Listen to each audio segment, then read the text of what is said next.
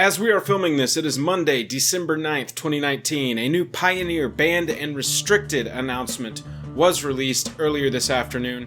Jake, let's give it a discussion. What do you say? Yep, we're going to start the video right now.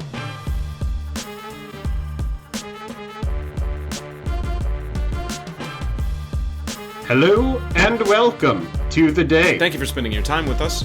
I'm Jake. I'm Joel. Welcome back to another episode of Jake and Joel Are Magic. There is news to talk about, kind of, for Pioneer. But before we do, if this is your first time here and you want to stay up to the second with deck news for Standard, Pioneer, Commander, Brawl, Historic, pretty much all of it, you want to know all about the MTG Finance news, or you just want to see us open some booster packs, make sure you hit that subscribe button before you leave. You have said all the things. Let's talk about no changes. Yes, we had, I'm throwing it over to the internet here, we had no changes in the Pioneer BNR today. I'm going to get out of the way here. That means that this remains our ban list for Pioneer. Yes, so the fetch lands, and then obviously Leyline, Oath of Nissa, Once Upon a Time, Smuggler's Copter, Veil of Summer, Field of the Dead are some of the most recent. This is a good place for Pioneer. This means that people are going to start buying cards. They're going to start investing into decks.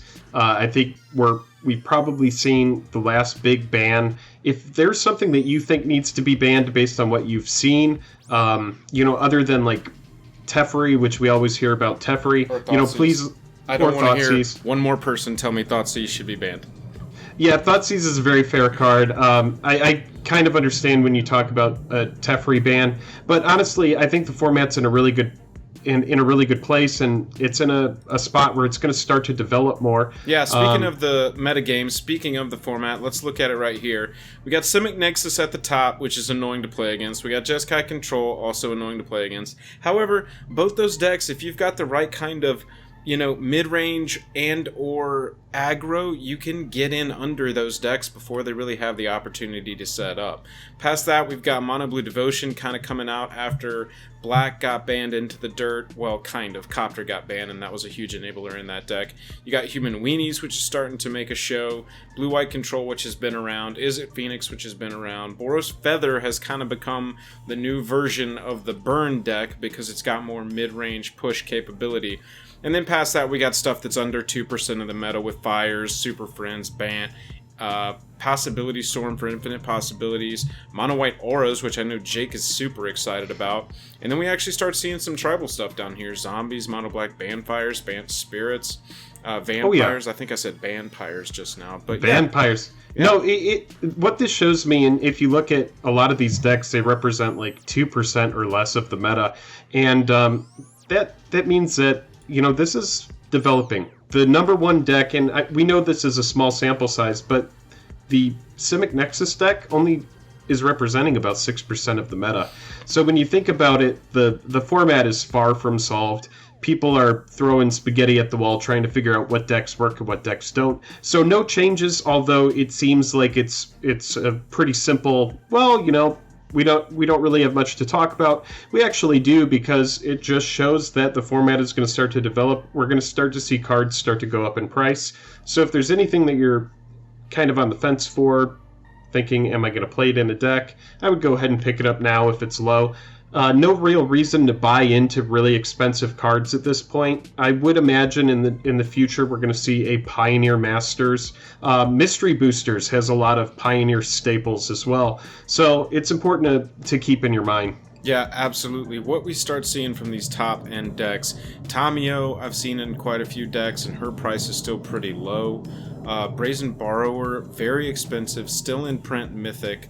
Not going to go any lower, not going to go down in price. That's pretty that's a funny card, man, because I remember Brazen Borrower came out and everyone was like, it's a bad Vendilion click, and I tend to agree, but it's an excellent card for tempo, and the fact that it presents a threat in the air with evasion, something that you need to answer, I think maybe I didn't give the card enough credit because now I've seen it rebound in price. I saw it as low as $12 at one point, and now I'm looking at it at encroaching on 30, and I'm not surprised. I'm kind of kicking myself, wishing I had acquired when they were lower. We've got Nexus of Fate, obviously as a 4 of in the Nexus deck. That doesn't really see a lot of play outside this deck, but it still commands a high price just because of the weirdness around the printing of it. We've got Dig Through Time, which is starting to show up more and more. Jake and I were discussing this when we were reviewing this deck list. We're seeing Dig Through Time instead of Treasure Cruise a lot of times. Yeah, I think it's because Dig Through Time just has more velocity. Treasure Cruise is 3 cards, but Dig is specifically 2, and you're going deep into the deck. If we take a look here at Jeskai Control, we see 2 Dig Through Time. We don't see any Treasure Cruise. We've got a Pithing Needle main board. I'm assuming that's for, Oko maybe, because Oko still can be a huge problem for some decks. Detention Sphere coming in as a rare, but only as a 1-of. And that's the thing with a lot of these control decks, is they command some cards that are 4-ofs. Obviously, your 8 Teferi's in the deck. Yeah. But you've got a bunch of 1 and 2-ofs past that as far as the control package goes. Yeah, I think that's kind of indicative of just there's a lot of cards with a lot of overlap, a lot of cards that are kind of printed different versions of themselves, and so people are just kind of using whatever version or making the deck versatile, or I don't know, just trying out different cards. Honestly, if you're trying to get and stay in Pioneer, I think that your quickest acquisitions, when you have the money for them, should be the lands that you can get, because you can see these are going up. I can't do a good job of highlighting here. But Hallowed Fountains going up, Sacred Foundry going up, Steam Vents continues to climb. Right. Fabled Passage continues to climb, and it's not going down. When you can get these, be it in trades or be it in just purchases for selling cards back, maybe it's never going to be too early to get in on real estate because the prices aren't going down. That's really good insight, and I have to agree. Even the check lands, if you can find the check lands, or say you want to foil out your check lands in this format, check lands aren't bad. They're nice. They're nice cards. Oftentimes people are running them. $20 card. Master of Waves is making a showing suddenly. I remember calling that one in a video that we had. Yeah. So there's a lot of fun stuff going on in Pioneer. If you haven't tried out Pioneer, consider doing it. It's like a more affordable modern format that uses newer cards, and it doesn't have a huge price barrier because of the fetch lands. We've really enjoyed it. Yeah, we really have enjoyed it, and we continue to test it out, and we're going to have more Pioneer deck techs that are coming up on the channel. But, like we already said in the video, if there is something that you think we missed, please let us know. Right now we're looking at the most used cards in the format, which is a fun spot to check out. On this list, we've got 4 rares. We've got Thoughtseize, we've got Teferi, we've got Dig Through Time, and we've got Tireless Tracker. Of the top cards overall, percentage of deck, and number played. Obviously, Thoughtseize is very often a 4-of, sometimes a 3, but rare. Teferi is more often a 3, sometimes a 4-of. Dig Through Time is sometimes a 3, more often a 3, sometimes a 2. Wild Slash, Strictly Better Shock, most of the time a 4, yeah, probably. Most of the time a 4, sometimes 3. Tireless Tracker, sometimes 2, sometimes 3.